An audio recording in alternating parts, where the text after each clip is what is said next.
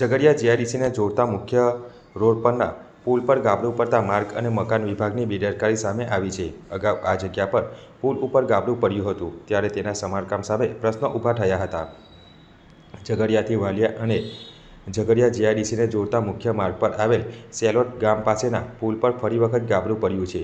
આ માર્ગ અને પુલ પરથી ઝઘડિયા જીઆઈડીસીમાં અસંખ્ય નાના મોટા વાહનો પસાર થાય છે. ઉપરાંત બે તાલુકાને જોડતા મુખ્ય માર્ગ છે. સામાન્ય જનતા પણ તેમજ જીઆઈડીસીમાં અપડાઉન કરતા કામદારો, કંપનીઓના વાહનો આ માર્ગ પરથી પસાર થાય છે. છતાં પણ જવાબદાર માર્ગ અને મકાન વિભાગ દ્વારા આ માર્ગ પ્રત્યે બેદરકારી રાખવામાં આવે છે. આ અગાઉ પણ આ પુલ પર મોટું ગાબડું પડ્યું હતું અને કેવી રીતે અને કયા પ્રકારનું સમારકામ કર્યું તે સમજાતું નથી.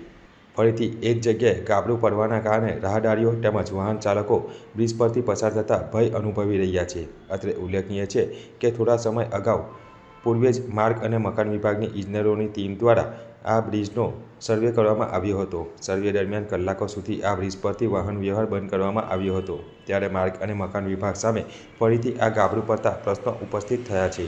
ત્યારે માર્ગ અને મકાન વિભાગ તથા તેને લાગતા જવાબદાર તંત્ર આ બ્રિજને ફરીથી પડેલ ગાબડુંનું યોગ્ય રીતે સમારકામ કરે તેવી માંગ ઉઠવા પામી છે.